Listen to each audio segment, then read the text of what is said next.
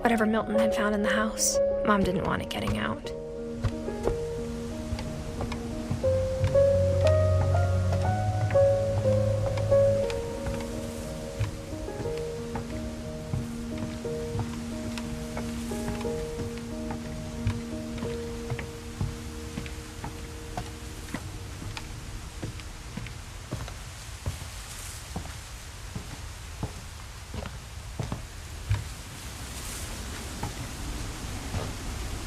Mom definitely blamed Edie, but I think Louis blamed himself.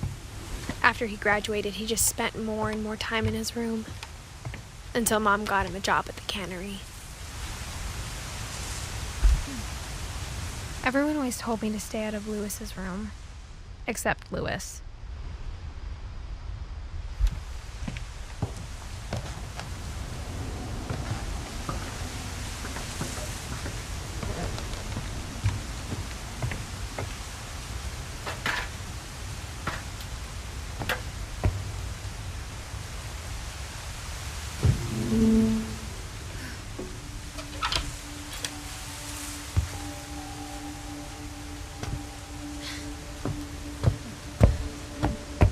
Louis's room smelled very, very familiar. That part of him lived on.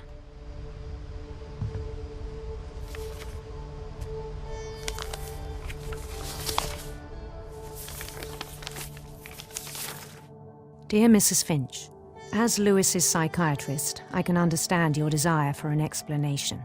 As I see it, the trouble began in January, shortly after we convinced your son to seek treatment for substance abuse. Newly sober, I believe Louis first noticed the monotony of his daily life.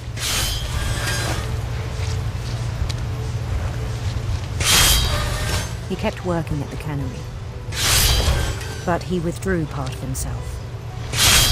In our sessions, I saw the same behavior. His mind began to wander. I asked him to describe it. He said he started small, imagining a labyrinth. He'd feel his way about. Then something moved. Bats. And toads.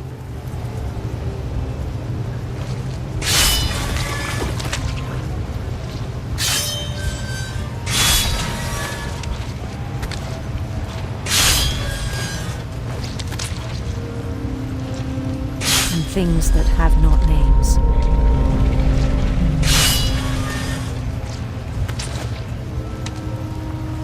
He knew it was all in his head. But he took it very seriously. I had hoped he'd find himself.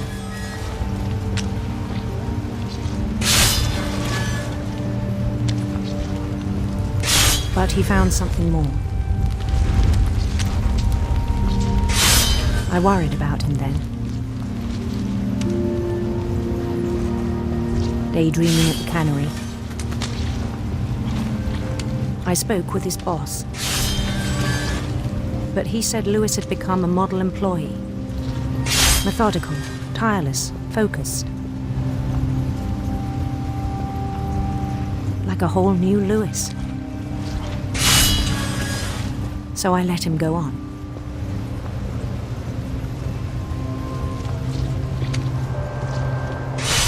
I even encouraged him. It seemed very promising at first.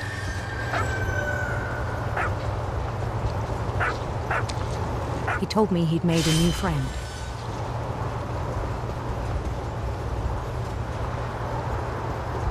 On the edge of a city he named Louis Topia.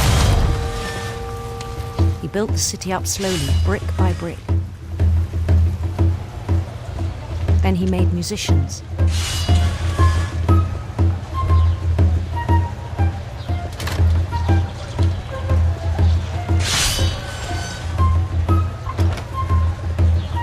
And songs for them to play.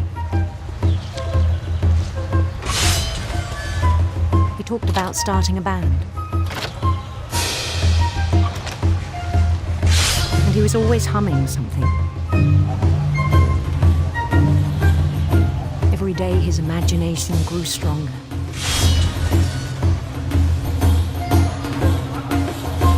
He no longer spoke at the cannery.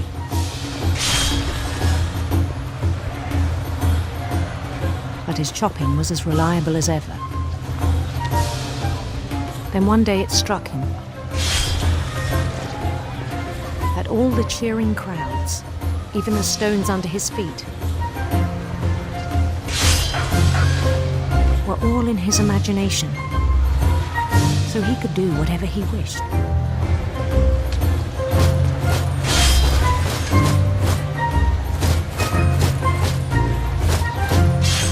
He held an election for mayor,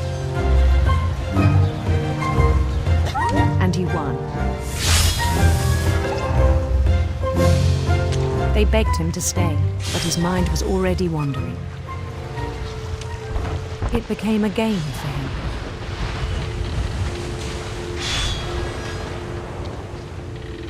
He'd conquer a city, then immediately push on. New Louisville.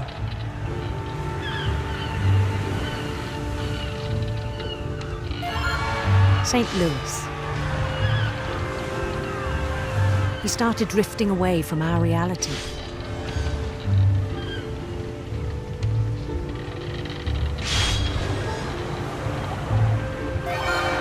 Minneapolis. Until one day he forgot to go home from the cannery. Even as his mother pleaded with him, part of Louis kept sailing on.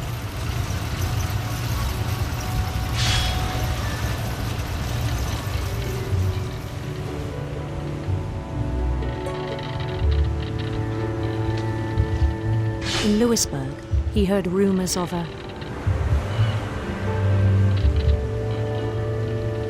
beautiful prince.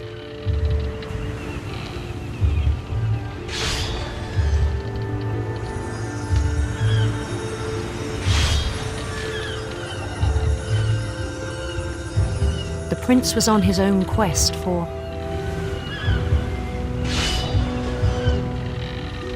sinister serpents.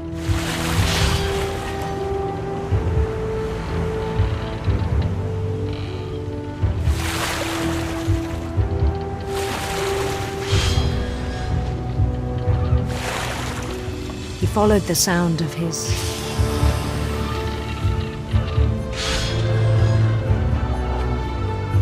silver harp.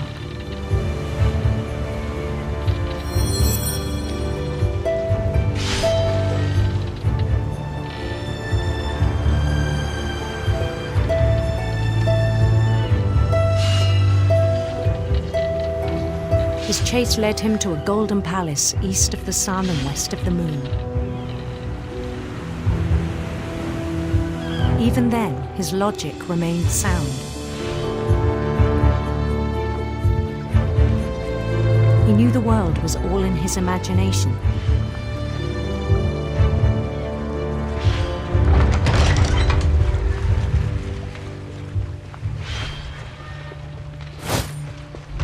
But he was so proud of having created it. In his own eyes, he'd become something greater than a king.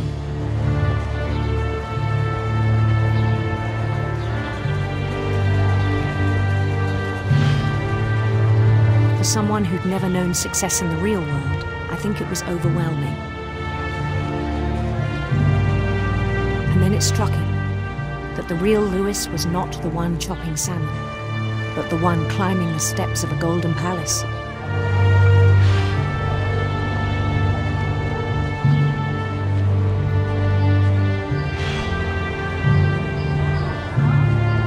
My imagination is as real as my body, he told me. It was hard to argue with him.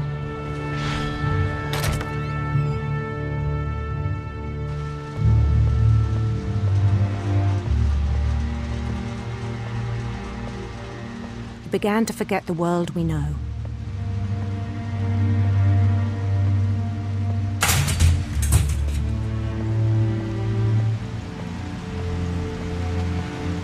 I I think it pained him to remember Lewis, the cannery worker.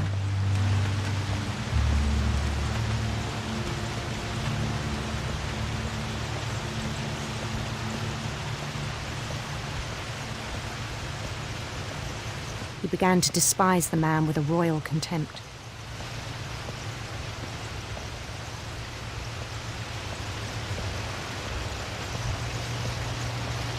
I still thought I could save him.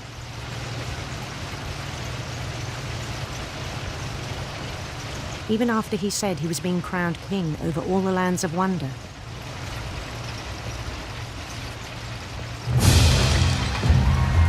The palace would be packed with his companions.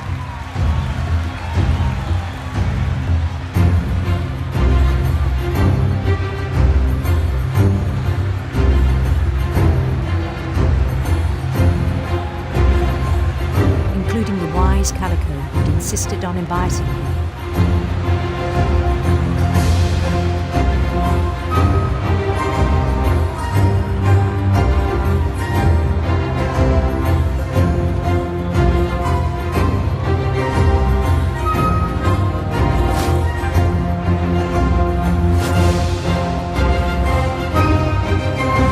His prince waited, holding his crown.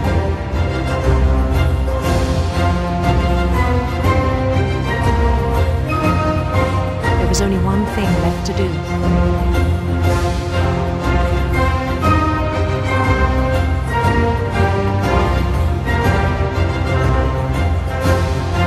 Bend down his head.